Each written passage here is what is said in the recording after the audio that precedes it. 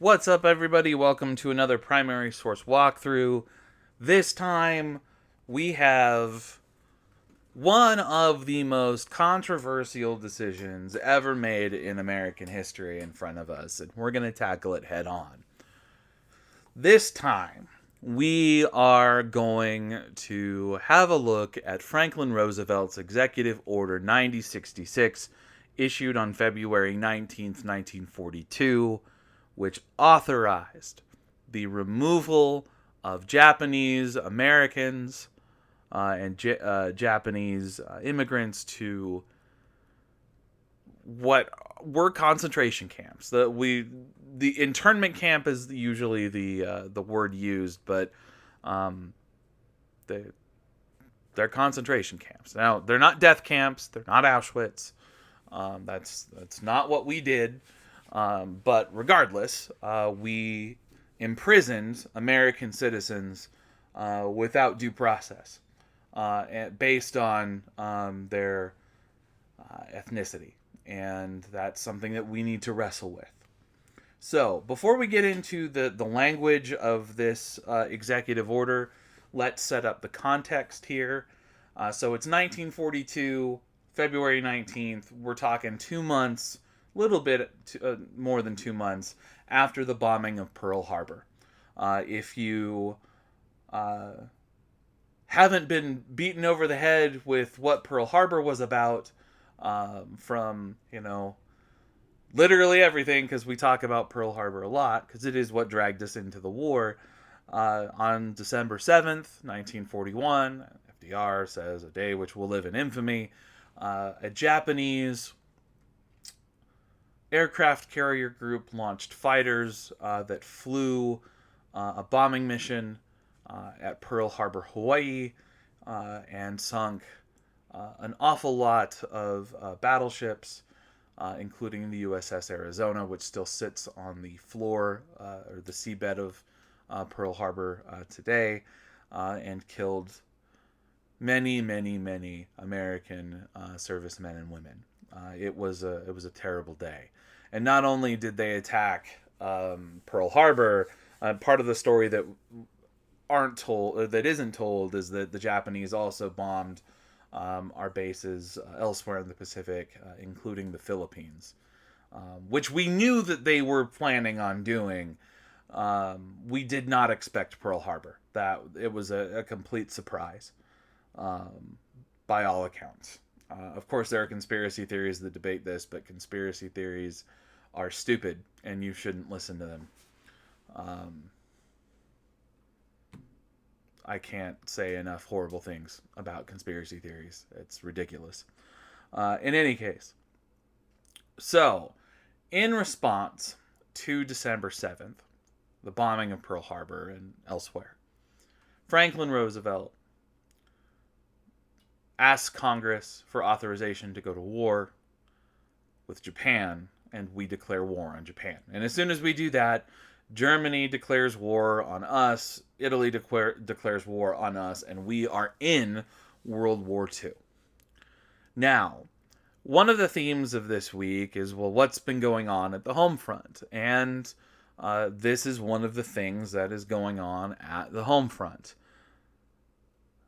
What Franklin Roosevelt is worried about, and what the American military was worried about, is what is called a fifth column.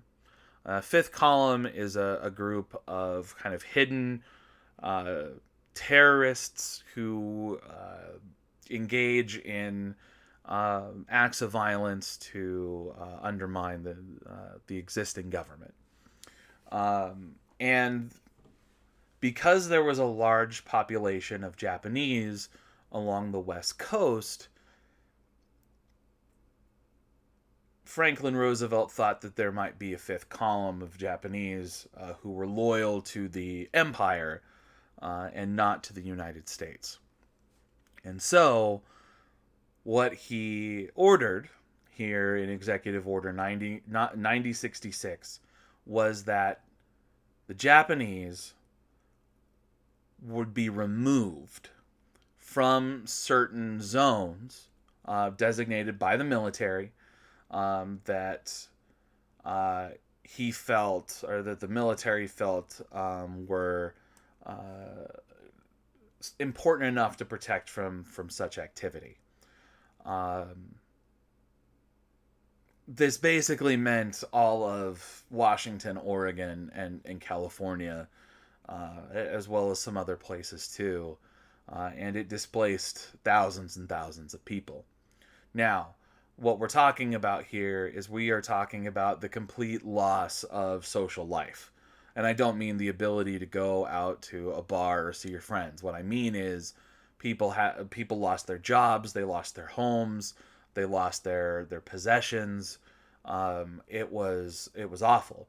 And like I said at the beginning of the video, many of these people, these Japanese people, were Americans. They were American citizens, full card carrying American citizens, and because of their heritage, it didn't matter. They lost their jobs, their property, their possessions too. And like I said, no due process. It just it just it came down to their ethnicity. And if you're wondering, how does the government let this happen? Aren't there checks and balances to make sure that something like this doesn't ever happen? And you'd be right. But here's the thing, folks, is that there was an act of Congress that followed this up. So Congress very, very clearly agreed with FDR's decision here. And then the whole thing was upheld in the Supreme Court. So if you look at Korematsu v. United States, which I often have students read, you will see that the Supreme Court said that because we were in a time of war, that it was completely within the constitutional rights of the government to deny these people their due process for the necessity of security. So, that should tell you something about the power of the government when it chooses to exercise it. And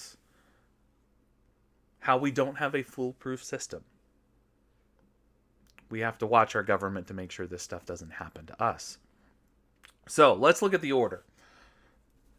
It's a lot of really, really, really garbly legal language, so you have to kind of parse it out. He's talking about his authority, and he's authorizing and directing these guys to do action. So the president is giving the power to the commander.